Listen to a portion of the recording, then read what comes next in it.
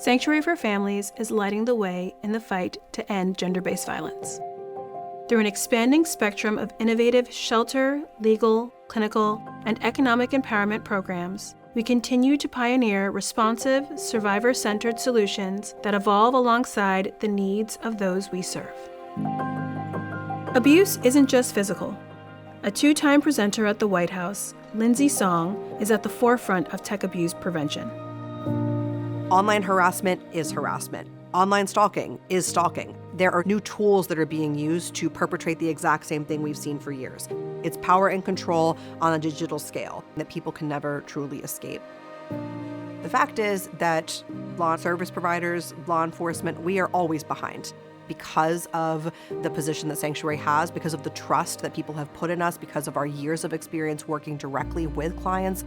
We have partnered with Cornell Tech, now in the process of becoming the Sanctuary Tech Abuse Clinic, assisting victims to detect, address, and prevent tech abuse. It's stunning. Something like 8 out of 10 people in the New York women's prisons are survivors of gender violence or domestic abuse. These are people who had been let down by the system throughout their whole lives. By the time we're finished with one of these cases, we're working with someone who is ready to talk about a future for themselves. More than 90% of our clients going through the program have been released on their first parole, compared with the 30% statewide. That is not the end of the case. We are there when they get out. We pick them up when they walk out the gates. We've arranged for them where they're going to live, what kind of support they're going to have, job training, support for recovery.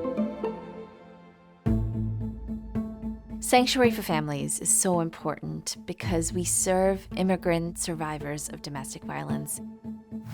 They are now more at risk of being detained, exploited by traffickers, of being deported back to their abusive partners in their home countries. We have not backed away from this challenge. We continue to serve very high numbers of immigrant survivors, and we have pivoted our practice to ensure that we are meeting the needs of the most urgent cases.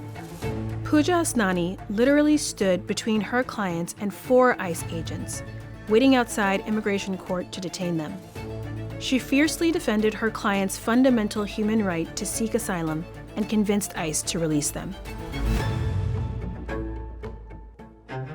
The Empower Center is a partnership between Sanctuary for Families and New York City's health and hospital system. We offer multiple services ranging from medical, legal, and social services to support survivors of sex trafficking.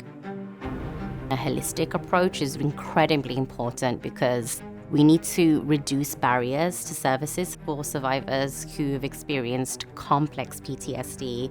A lot of survivors have been exploited from a young age.